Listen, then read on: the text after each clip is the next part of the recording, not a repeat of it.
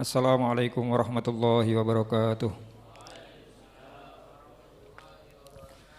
Alhamdulillah wa syukurillah wassalatu wassalamu ala rasulillah wa ala alihi wa sahbihi wa mawalah wa la hawla wa la quwata illa billah fi selamati dinina wa dunyana wa akhrana bin niyatid du'a wal qabul bijahi sayyid rasulillah hadrati muratib hadal kitab As-Sayyid Muhammad bin Ali wal Idris wal Sayyidi Al-Habib Umar bin Muhammad bin Salim al-Hafid wa nakhususun hadrati Abu Yahya Suidahlan wa ila jami' walidina wa muallimina wa masyayikhina wa dhawil huquqi alaina wa ila hadratin Nabi Muhammadin sallallahu alaihi wa alihi wa sahbihi wasallam. Al-Fatihah.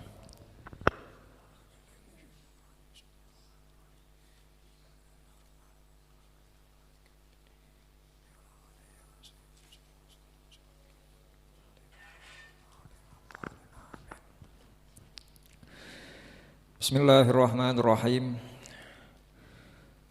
Para jamaah pengajian rutin Jumat pagi, baik yang hadir, para santri, para santriwati yang ikut mendengarkan, juga seluruh jamaah yang menyaksikan lewat siaran streaming. Alhamdulillah pada pagi hari ini di suasana yang barusan kita diguyur rahmatnya Allah Subhanahu wa taala, kita masih diberi kesempatan oleh Allah Subhanahu wa taala mendapatkan taufik hidayahnya, mengisi hari-hari kita dengan kegiatan yang positif, dengan kegiatan yang baik, menambah wawasan keagamaan kita masing-masing. Semoga apa yang sudah kita ikhtiarkan sampai pada detik ini dicatat oleh Allah sebagai amalan sholihan makbulah, amal baik yang diterima oleh Allah Subhanahu wa taala.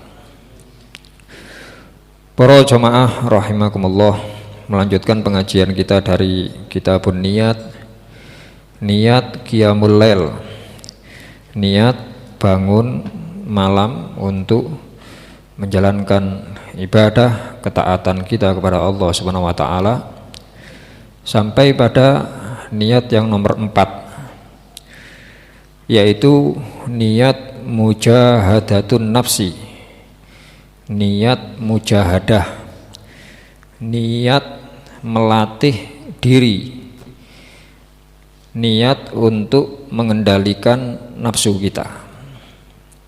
Karena orang hidup ini tidak lepas dari yang namanya gangguan-gangguan.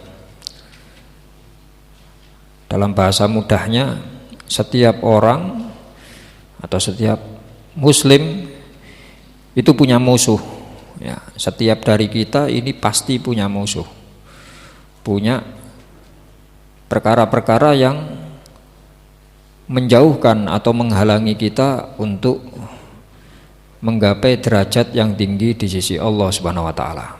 Paling tidak orang Islam itu memiliki 4 musuh dalam kehidupannya. Nomor 1, orang kafir yang memusuhinya. Orang kafir yang memusuhi dengan berbagai cara, dengan berbagai kegiatan, dan itu tidak bisa dicegah, tidak bisa dipungkiri. Bagaimanapun orang-orang kafir, orang-orang yang berbeda akidah dengan kita, itu pasti tidak suka terhadap kita ya. Dalam bahasa Al-Quran, Allah SWT sudah menjelaskan hal tersebut. Tinggal bagaimana kita kemudian menyikapinya terhadap musuh yang kategori orang kafir ini. Yang jelas Rasulullah Muhammad SAW mengajarkan kepada kita semuanya bahwasanya al-mu'minu yansahu wa yada'u. Sikap atau sifat orang mukmin itu yansoh, memberi nasihat, wa yada'u, dan mendoakan. Karena itu jangan kemudian dalam menghadapi musuh orang-orang kafir ini kita berlaku sewenang-wenang, berlaku kasar, tidak mengikuti ajaran dari Kanjeng Nabi Muhammad SAW. Karena kita juga tidak tahu, ya, kita tidak tahu bagaimana akhir kehidupan kita nanti dan akhir kehidupan orang kafir tersebut. Artinya jangan sampai kemudian kita mengolok-ngolok, kita merendahkan, apalagi sampai melaknat, ya, sekalipun belum mendapatkan hidayah Allah, menerima Islam, kita tidak boleh sampai menghina, ngelokno, ketemu wong kafir, wah neraka itu tidak oleh. Ya, kecuali orang-orang yang memang sudah dinas, orang yang sudah dipastikan masuk neraka, seperti coba sing dinas Al-Qur'an mlebu neraka. Seperti Fir'aun, ya, seperti Namrud, seperti sapa sing anuwe Fir'aun niku? Haman, ya. Haman, termasuk Korun, termasuk Abu Lahab beserta istrinya, ya. Karena bagaimanapun orang hidup pasti ada yang tidak suka.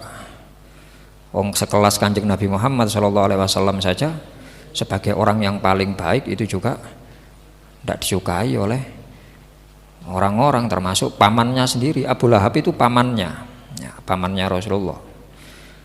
Sudah. Yang kedua, musuh umat Islam itu adalah orang-orang munafik. Orang-orang munafik yang menghalangi. Munafik itu gampangnya menampakkan keimanan di luar, menyimpan kekufuran di dalam. Ya, gampangnya makna munafik itu menampakkan lene njaba ketok imane, ketok apike, tapi di dalam menyimpan keburukan, menyimpan kekufuran. Lu kok sampai menyimpan kekufuran? Ya karena memang orang-orang munafik itu nanti ditempatkan bersama orang-orang kafir.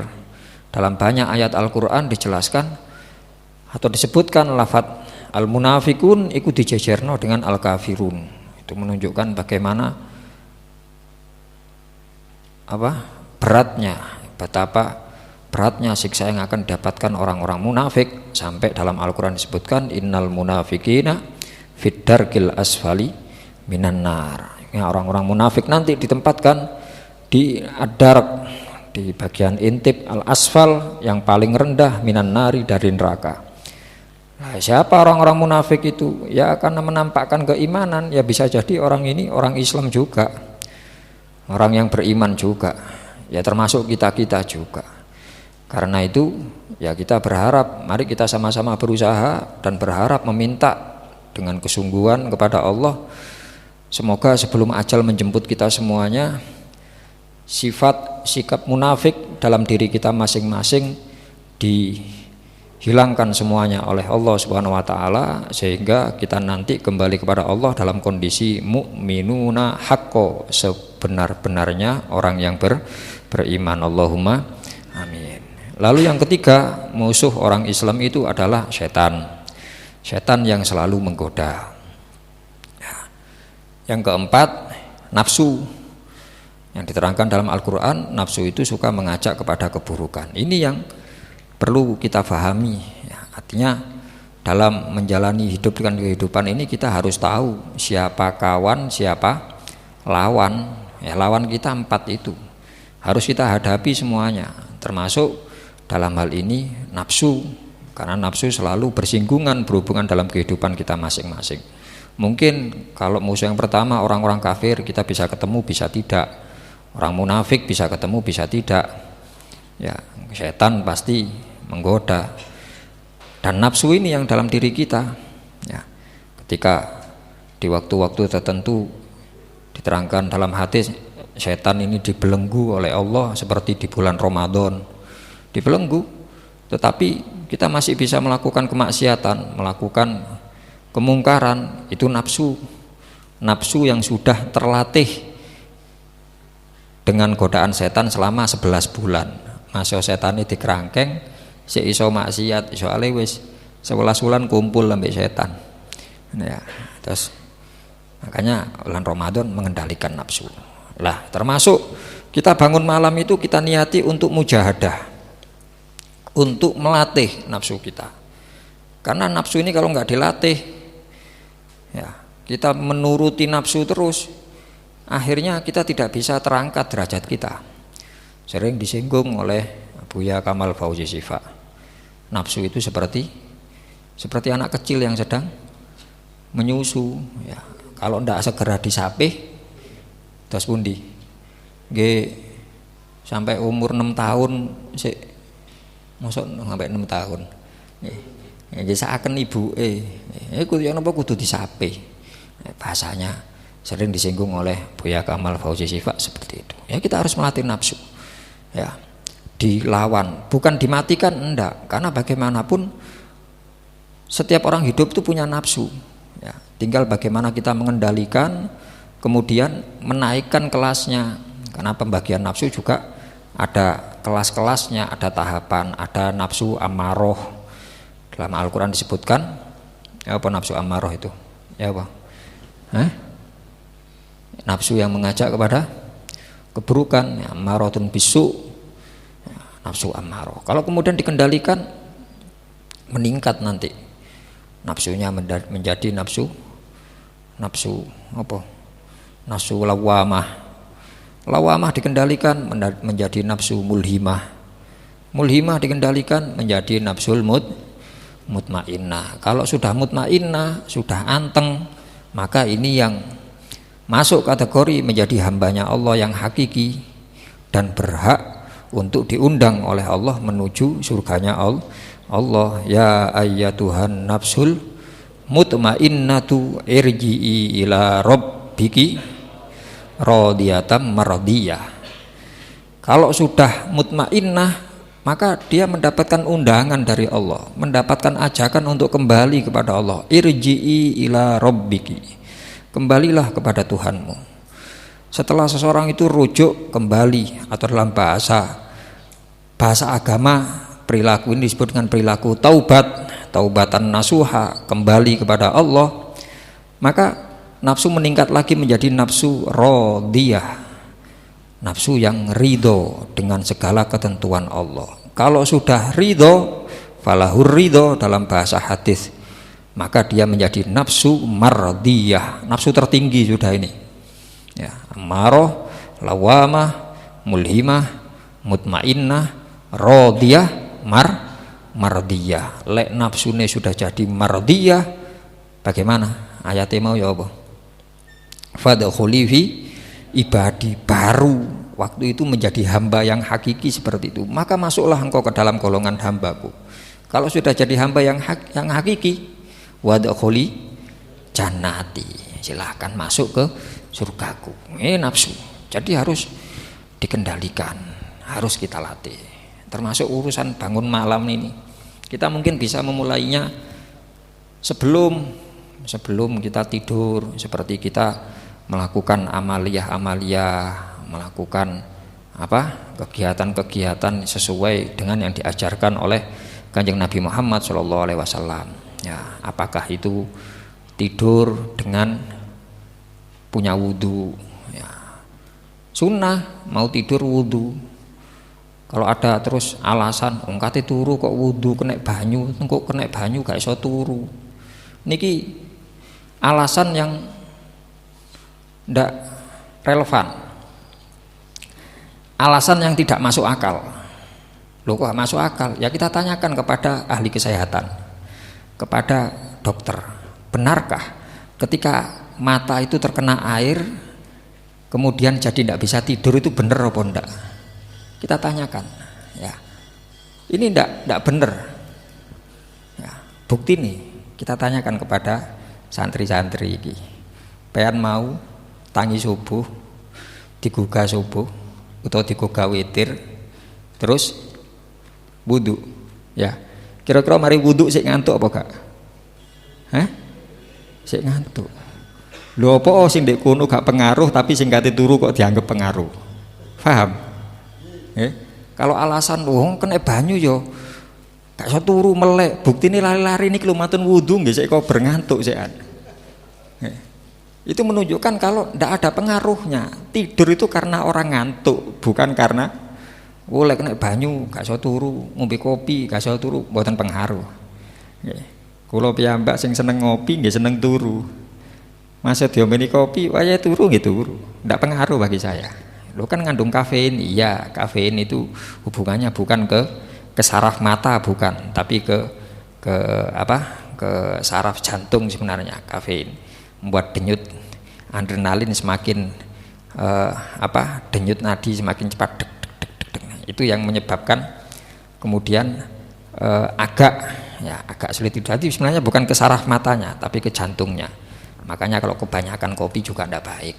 Ya kalau nggak kopi toh ya semuanya mengandung kafein, tapi tidak terus alasan. Kadang-kadang kita ini kan suka pakai istilah-istilah, pakai ungkapan-ungkapan yang tidak masuk akal.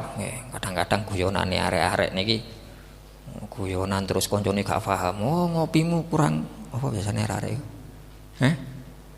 Ya apa biasanya arek-arek biasanya? Dolinmu kurang ado, ngopimu kurang kurang pahit apa kurang kental. Lho apa gak paham kok hubungane mbek kopi ku apa hubungane? Ngene ya. Gak paham, gak cerdas kon iki kopine kurang kental. Lho, wong sing paling cerdas iku gak ngopi. Nggih. Tiyang sing paling cerdas mboten ngopi. Sinten paling cerdas? Kanjeng Nabi Muhammad sallallahu alaihi wasallam mboten ngopi, dereng wonten zamane. Ndak ono hubungane kopi kental, kopi pahit ambek kecerdasan iku gak ono hubungane. Cerdas ndake gelem sinau cerdas. Nggih, masa ngopi tok gak gelem sinau. Nggih, pancet ngombloi nggih kan. Terus jadi istilah-istilah itu ya kita pakai nalar seperti itu. Wudhu sunnah sebelum tidur kita wudhu seperti wudhunya sholat. Kemudian ya kalau kita niat bangun malam atau terbiasa untuk bangun malam sholat witir, anak-anak pondok ini ya diniati bangun malam. Kalau memang tidak terbiasa bangun malam atau kesulitan ya lakukan sholat witir di awal. Bangun malam kan sholat tahajud kemudian bisa sholat witir. Kalau enggak ya sholat witir di awal. Sholat witir di awal 3 rakaat lah. 3 rakaat kalau kita mengikuti sunnahnya Rasulullah, sunnah yang diajarkan oleh Rasulullah, 3 rakaat itu rakaat pertama membaca Al-A'la, Sabbihisma rabbikal a'la. Rakaat kedua membaca Al-Kafirun. Rakaat ketiga membaca Kulhu dan Al-Falak An-Nas. Itu kalau 3 rakaat, baik 1 salam atau 2 salam. Baik kalau 3 rakaat 1 salam boleh dengan cara seperti sholat maghrib, artinya ada tahiyat pertama, atau juga boleh langsung tahiyat terakhir. Sedangkan kalau keutamaan yang paling afdol itu fasl. Ya, fasl itu memisah. Jadi kalau ada pertanyaan mana yang lebih utama, sholat witir 3 rakaat langsung atau dipisah 2+1, ya 2+1. Apapun itu, yang 11 rakaat itu diwasol, disambung boleh, difasl, dipisah boleh. Cuma yang lebih utama yang fasl. Silahkan jenengan. Kebiasaan kula lek kajenge tilem mboten saged lek dereng salat witir dhisik 11 rakaat. Tapi cekne gak akehan lunggune kula damel rangkep pareng monggo kersa 11 rakaat sewambung kabeh monggo. Nggih. Monggo. Mboten 2 rakaat tahiyat, 2 rakaat tahiyat mboten. Kalau memang harus ada tahiyat itu cuma 2. Tahiyat pertama dan tahiyat kedua. Sakerso tahiyat pertama ini letakkan ten pundi. Ya. Kemudian sholat sujud ngadeg maneh, sujud ngadeg maneh. Nggih karek kinten-kinten apal napa mboten. Balik-balik ngoten iki mau rakaat piro iki mau lali timbange ngoten nggih. Lebih aman 2-2-2-2 pakai formasi 2-2-2-2-2-2-1 atau pakai formasi 4-4-3 atau formasi ya napa sakerso. Nih, itu untuk sholat witir sunnah dikerjakan sebelum tidur. Jika kita tidak yakin atau kita kesulitan atau sekiranya memang kita tidak bisa bangun di malam hari, ini sunnah bacaan niku wau surati. Seumpami waduh susah Gus, kula niki rada angel untuk bangun malam, kongkon salat witir 3 rakaat nggih abot, nggih pun 1 rakaat pun mosok sik abot sak rakaat. Witir ini kan minimal 1. Lah lek satu sing diwaca surat nopo Gus? Sak kersa jenengan. Lek terus jenengan nganggep lah niku wau napa? Al-A'la, Al-Kafirun, Al-Ikhlas dan Al-Muawwidatain, Al-Falaq, An-Nas, 5 surat lagi sak rakaat tok. Kul huwae pareng. Nggih. Seumpame sak rakaat kul hu sik abot. Karena niki salat sunnah boleh dikerjakan dengan duduk. Nggih. Salat sunnah witir sebelum tidur sak rakaat maca kul hu lungguh maneh. Nah, sik kurang kortingnya kurang malih ya. Nggih lek sakit lek sak rakaat ngoten walaupun dengan duduk ya sujudnya sujud yang normal. Sujud normal itu artinya dengan meletakkan 7 anggota sujud bathuke nemplek. Lho kan lek salate kali lungguh sujude ngeten tok lak sah. Seumpama rukuknya sekian, sami Allahu liman hamidah. Allahu akbar, waktu sujud agak maju lagi. Sah. Lek kula ndamel salat model ngoten ya napa? Nggih mboten napa. Sah dadi ganjaran witir dapat. Cuma kok nemen-men. Nggih ya. Wis gak 3 rakaat, sak rakaat macane kulhu ambek lungguh sik dikorteng sujude mboten. Mari ngono sik seminggu sepisan tambah nemen malih. Nggih.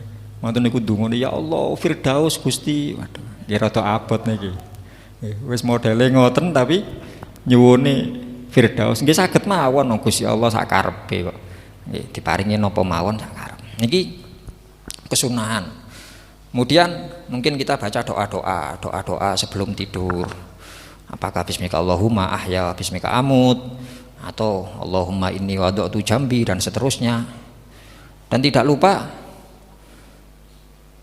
membaca surat-surat tertentu yang memang dikhususkan untuk bacaan atau dzikir sebelum tidur ya.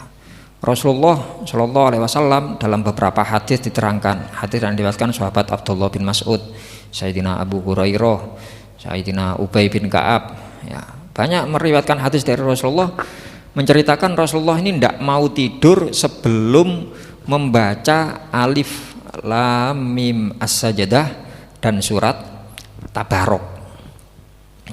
Surat Tabarok khususnya bisa dilakukan dalam sholat, apakah itu sholat ba'diyah maghrib ya, atau sholat mutlak atau sholat apapun. Kalau memang tidak dalam sholat ya dibaca biasa. Niku wiritan sebelum tidur Alif Lam Mim As-Sajdah, terus surat Tabarok, terus ada ayat kursi, matun niku kulhu 3 kali dan Muawwidatain. Yang semua ini punya fungsi masing-masing ya. Kalau dalam bahasa fikih sering kita singgung mala yudraku ba'du la yudraku kullu. Sesuatu yang tidak bisa dilakukan, tidak bisa diraih sebagian, jangan ditinggalkan keseluruhan. Kita tidak bisa melakukan itu semuanya, ya jangan ditinggalkan semuanya. Sing sholat mboten saged, sing donga lali seumpami. Nggih surat-surat nikulah minimal karena ada fungsinya masing-masing. Antara lain nggih. Kalau surat Tabarok itu fungsinya al-mani'ah. Al-mani'ah niku maknanya mencegah, al-munjiyah yang menyelamatkan kata Rasulullah. Kata sahabat, menyelamatkan apa? Menyelamatkan saking siksa kubur. Menyelamatkan seseorang dari jawaban pertanyaan kubur. Masa pertanyaan kubur seumpami wonten mudin ten mriki. Napa lari-lari pondok niki insyaallah pun latihan.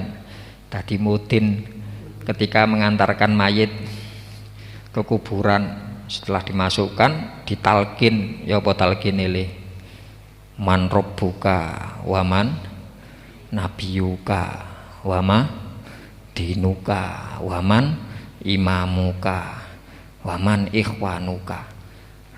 Ketoke gampang, lari pondok insyaallah apal, sing apal. Tapi niki mboten saged damel apal-apalan niki. Masuk kita sampun apal, wes tak apalno engko dadi engko ditakoki mbek malaikat wis iso jawab aku, tak apalno mbek aku. Ini bukan karena apalan. Orang bisa jawab pertanyaan malaikat sapa sing ndek kuburan niku? Malaikat Mungkar Nakir. Kalau orang-orang yang beriman disebut malaikat Basyir wa Mubasyir. Nama lain malaikat Mungkar Nakir itu malaikat Basyir wa Mubasyir, malaikat yang nyenengno. Karena orang-orang yang beriman ini malaikat datang dengan wajah yang nyenengno. Nggih, mboten medeni. Sing Mungkar Nakir niki sing medeni. Disebut Mungkar dan Nakir karena nanti orang yang ditanya ini ingkar, tidak bisa jawab. Nah ini buatan apal-apalan Pak. Talqin itu bukan diapalkan untuk bisa menjawab. Apalagi terus gaya-gaya narare yang sekolah. Engko pokok malaikat teko jawab man rabbuka, tak jawab bahasa Inggris. Allah is my God. Ngono. Be malaikate gak tahu kursus bahasa Inggris lah terus bingung ngare gak ditakoki maneh. Lho gak gawe ngono-ngonoan iki. Napa tingku waman nabiyuka tak jawab basa Jepang ambek aku, tak gawe basa Jawa basa ngene. Gak tahu mondok, gak tahu maknane gandul bae gak ngerti. Lho mboten saged. Nggih, mboten saged. Nggih. Niki karena ketika malaikat sudah datang niki termasuk perkara yang berat bagi orang ahli kubur. Nggih, mboten usah diparani malaikat, Pak. Mboten usah diparani malaikat. Nggih. Beberapa terakhir kan usum hari-hari ini kan usum nopo tiang nikahan, tiang nikahan termasuk alumni banyak yang menikah di hari-hari terakhir niki. Jamaah sakniki Mbak Kubeknya Cak Soleh. Mugi mantun niki akatan. Beberapa alumni yang mau menikah sempat datang ke rumah. Selain maringaken undangan terus menawi saged diaturi hadir Gus. Terus kadang-kadang nggih pangestunipun mugi-mugi diparingi lancar, diparingi napa. Terus nyuwun napa nyuwun donga. Kula biasane lek ten lare napa jamaah yang mau menikah, saya biasanya cuma menyampaikan pesan napa wiritan kang donga. Aku entuk teko yai kaya ngene, sampean lakoni, sampean waca iki. Ya napa Gus? Ya sampean lek pas nyerahno mahar apa ngakekno mahar terus tangane sing wedok dikene mahar ngeten, tangan tengen sing tangan kiwa dicekelno nang tengkuke, ditarik. Diambung bathuke ambek maca donga. Nggih dongane macam-macam. Lek donga nah hadis wonten Allahumma napa? Ya apa lali? Oh, kono-kono sing rapi saiki. Kula takek ten mriko. Ya napa Pak dongane sing Pak Supe nggih. Kula nggih Supe pun dangun napa mantenane. Allahumma rizqna khairaha. Ya Allah berikanlah aku kebaikan perempuan ini. Hadis ngoten. Lek kula sing saking yai Allahumma layyin qalbaha. Allahumma layyin qalbaha. Yup, apalno yup. Mas Yombo kapan apalno kabeh iki. Kok meni-meni lek nang omah aku karek ngelingno tok. Ya. Maknanya Allahumma ya Allah layyin, lembutkan. Ya, lembutkan qalbaha, hati perempuan ini. Karena kalau seorang istri itu sudah lembut hatinya, insya Allah kehidupan rumah tangganya enak nggih. Mbok Mas yo sing estri pinter, sewoge, wayu, wis sembarang kali roh hafidhah, tapi lek atine atos. Dos pundi? Waduh bendinten kaya neraka ten griya niku. Tapi Mas yo areke biasa. Tapi hatinya lembut. Baiti jannati, rumahku surgaku, bukan baiti nari niku wau. Nggih saking kelembutan hati niku nggih dungane ngoten. Wis pokok dungane sing apik ya kita sering menyampaikan segala macam doa itu baik. Walaupun mungkin bukan tempatnya, bukan apa mboten napa-napa Mas yo terus lali mari ngono Ayub ditarik Allahumma barik lana fima razaqtana gak apa-apa ya kan. Nggih, niku nggih donga apik, nggih donga apik. Nggih. Apa nyuwun barokah. Pokok subhanalladzi sakhkhara lana hadza wa ma kunna lahu muqrinin ae ngono lho. Lho kan kula badhe numpak iya tapi sejen numpak iya iki dudu anu iki ngono niki. Asane mari doa-doa ngoten. Napa kok jebus niku wau napa gara-gara. Lho. Oh, ketemu malaikat nih nggih. Ada beberapa alumni seperti itu. Kadang kita hadir, kalau senengane ngoten lek wonten alumni, wonten jamaah sing nikah terus kita hadir waktu akad. Biasane kula niki seringnya mantun akad terus kula tumut ngeteraken ten lebet. Nggih. Rada usil ngoten niku, pengasuh sing rada usil kula niki moro-moro tumut mlebet untuk memastikan. Ngoten lho nggih, untuk memastikan wiritan donga sing wingi tak kekno iku bisa terlaksana, bukan harus kudu enggak, damel upaya napa ikhtiar kita saja sebenarnya, ikhtiar. Loh ngeten niki lho kadang-kadang wonten saged lali barang kok. Nggih, wonten beberapa waktu yang lalu ngoten. Mau berangkat, mau hari H, aja lali dongane, ya eling. Nggih. Ngoten niku sampai mau akad, mau kobil tuh eling dongane sian. Emut Gus, ya wis. Ya apa sih? Allahumma layyin qalbaha. Ping pira? Ping 3. Ya apa carane? Ngeten Gus. Iya wis. Tasih eling. Sampai setelah mengucapkan qabil tu nikah wa taswija habil mahril madkur. Amin. Pun penyerahan mahar tanda tangan napa niku kula bisiki. Seeling adungane. Eling tenang mawon. Ya apa sih? Kula pastikan Allahumma layyin qalbaha. Iya wis. Penyerahan mahar kula teraken ten lebet. Ana lebet bareng ketemu bojone dek sube Pak noleh ten kula napa wingkinge layin napa engkon lali sak kata kon nggih baru ketemu bojone sakarek nyerahno ngoten tok lali nggih napa malih ketemu malaikat ten kuburan man rabbuka waduh masa hafalno nggih lek gak iso jawab lah untuk memudahkan itu tadi surat Tabarok niki wau kata Rasulullah barang siapa man qara'a tabarakalladzi biyadihil mulku wa huwa ala kulli syai'in qadir qablan naum.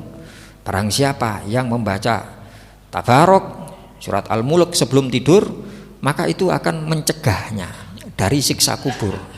Al-munjiyah yunji ya sebagai penolong yang menyelamatkan dia dari azab kubur termasuk dalam hal ini muqaddimah nggih napa pertanyaan kubur niku wau. Niku fungsine surat Tabarok. Ayat kursi nggih ngoten. Ayat kursi itu untuk menguatkan iman, untuk subutul iman, menetapkan iman. Artinya orang ini berupaya mendapatkan jaminan mati dalam kondisi husnul khotimah. Niku fungsine ayat kursi sebelum tidur. Kulhu juga sama. Al-Falak dan An-Nas itu untuk memberikan perlindungan kepada kita semuanya. Maaf, tadi yang ayat kursi juga ada perlindungan. Ya, disebut surat yang melindungi hafid. Muawwidaten juga seperti itu. Ya, baik melindungi dari apa? Dari efek buruk manusia maupun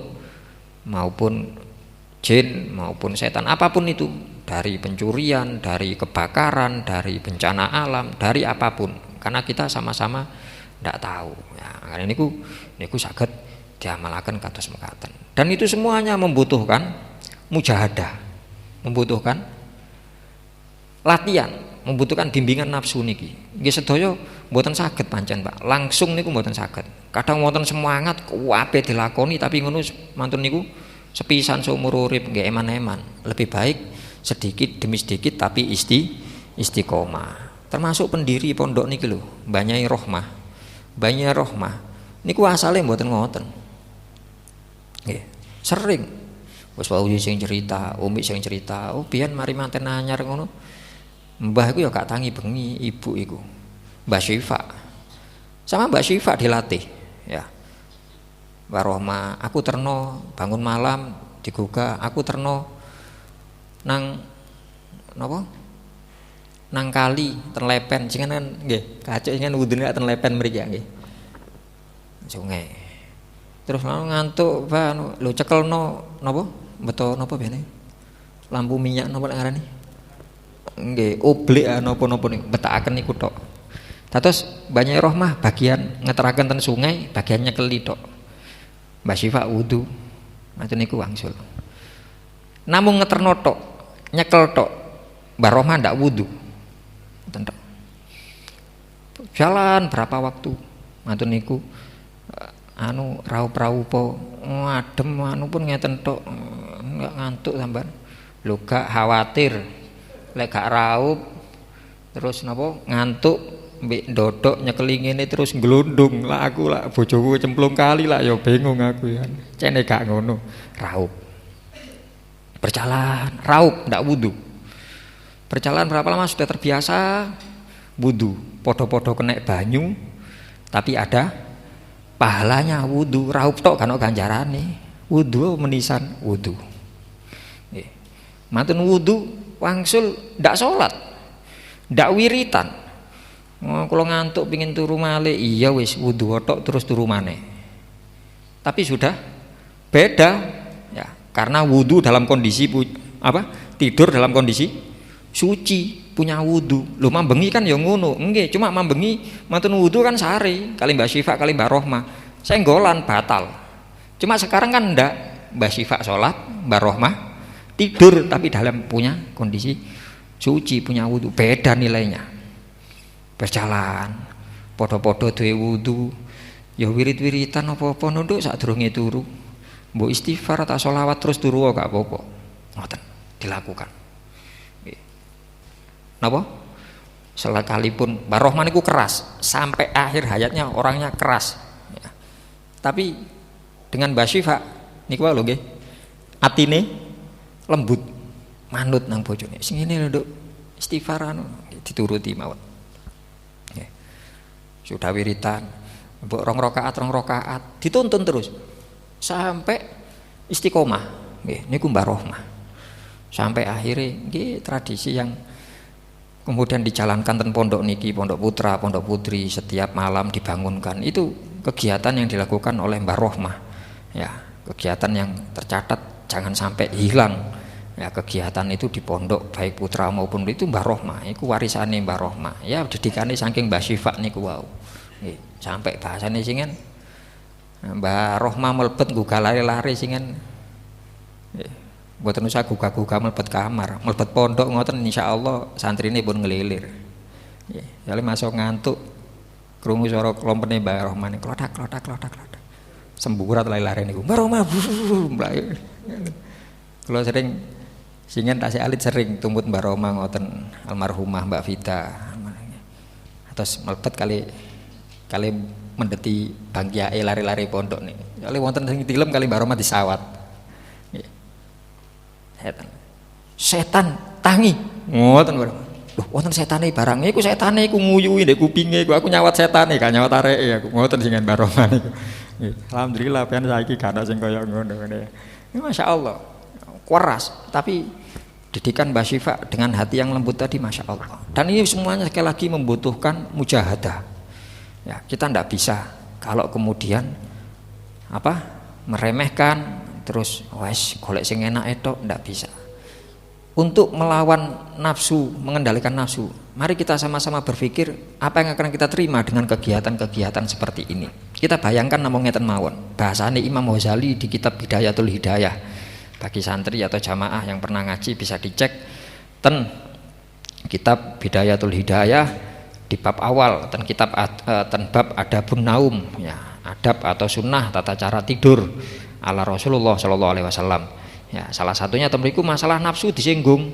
Iki latihan sing sabar ya, sing sabar dalam menjalankan Islam. Lek sampean gak gelem sabar, bayangno ngene ae wis. Bayangkan sisa usia kita tinggal malam ini. Atau sisa usia kita tinggal saambean. Kalau kita meneh santri dijak tangi bengi dijak ngelawan nafsune benjing mawon ku ngentosi kula dadi ustad. Ya lek wis dadi ustad. Kurang dadi ustad meneh mati ya napa? Wah, mboten wonten ceritane lari pondok mati lho. Jare sapa? Lah wis ono arek pondok sing mati ndek pondok dalam kondisi sing ndek jero pondok. Ya ayo.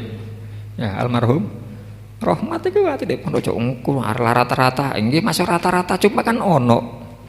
Nggih, mboten sak anggap engko matine aku paling lek wis mulai mati lho ke urung karuan. Ya, Jadi bisa saja kawan. Dan kita mari berpikir gini loh. Lah iya, wong aku iku lho dalam mencari meraih penghidupan dunia itu mau sabar. Kenapa dalam urusan akhirat saya ndak mau sabar? Saya kerja dari pagi pulang malam, isuk meruput nyambut gawe, ngene masak sing opo, siap-siap nyapu-nyapu. Menahan diri dengan segala macam kekurangan, kelebihan, penghinaan, ya. Gampangane kalau kita ikut orang lain, ada juragan, kadang diseneni juragan, kadang diseneni direktur. Kita lo mau menahan diri, sabar ketika itu. Nggih. Ayo iki dodolan terus seumamane terus ono apa yo? Oh ya dolan rawon terus ono pelanggan, "Mas, tambah sambel, Mas." Sabar. "Oh ya, Mas," diperintahkan. Nggih. Mari mangan gurung entek. "Mas, mana Mas, aku seneng pedes Mas, tambah sambel." "Ya apa ya, pengen kei apa gak yuk?" Paringi. Mboten mungkin Ayub terus protes, "Gak iso Mas. Jatahe sambel iki sak piring siji sambel sak sendok. Kamu nambah sambel, yo nambah sak piring maneh, bayar maneh Mas." Masa ngono yuk? Mboten mungkin. Ya. Napa terus, "Mas, aku seneng anu Mas, cambahi Mas, kecuali Mas tambah daging iso bayar ya, tambah sambel, tambah cambah." Dan rawon ditambahi, sabar. Lalu terus protes. Sama ini golek pelanggan apa golek musuh sama ini. Kan bahasanya gitu, ya. Kita disalahkan direktur, disalahkan, sabar. Ini urusan dunia. Padahal kenikmatan dunia akan dirasakan kapan? Untuk ketenangan, ngapunten, pegawai negeri. Pegawai negeri ini pensiun umur pinten? Dalam 58. Ya. Setelah 58 menikmati masa pensiun, kerja mulai umur 20 ke 58. Berapa tahun berarti? 38 tahun untuk bisa menikmati masa-masa tua. Dadak umur 59 mati. Seumpami lho nggih. Menikmatinya cuma 1 tahun. Nggih.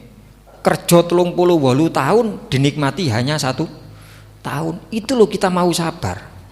Lah niki lho masalah pertanyaan kubur niki. Kongkon dilut maca tabarok. Aduh, abot akeh tabarok 30 ayat e. Nggih. Abot.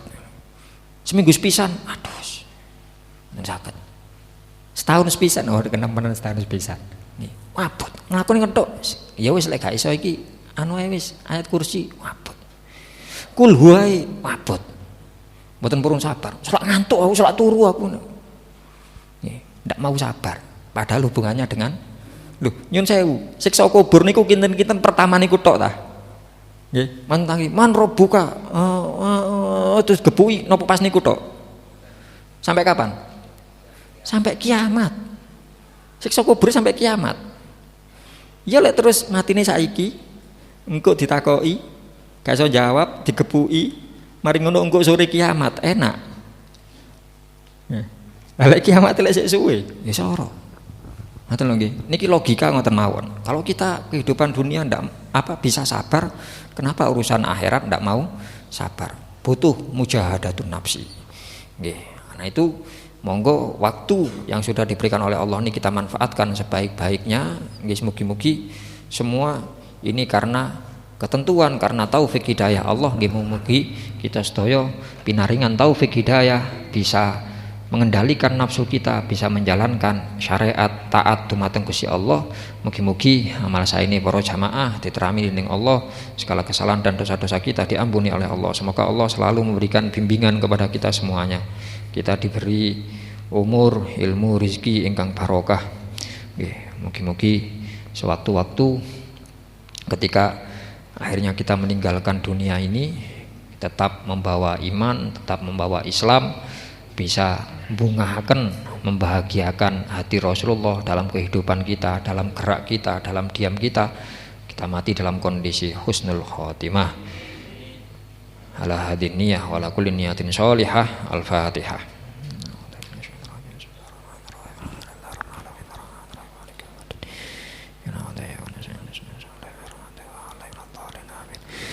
Astaghfirullah Rabbal baraya. Astaghfirullah minal khotaya. Rabbi zidni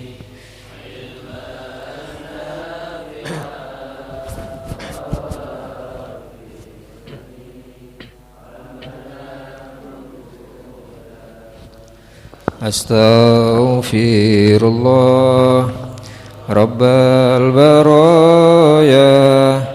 Astaghfirullah minal khotaya. Rabbi zidni ilman nafi'ah wa wafiqni amalan maqbula. Astaghfirullah Rabbal baraya. Astaghfirullah minal khotaya. Rabbi zidni ilman nafi'ah wa wafiqni amalan maqbula. Hamdan yafi ni'amahu wa kafi mazidah. Ya Rabbana lakal hamdu kama yanbaghi li jalali wajhika wa 'azimi sultanik. Allahumma salli wa sallim ala sayyidina Muhammadin nuri kasari wa dadikal jari wajma'na bihi fi kulli atwari wa ala alihi wa sahbihi ya nur.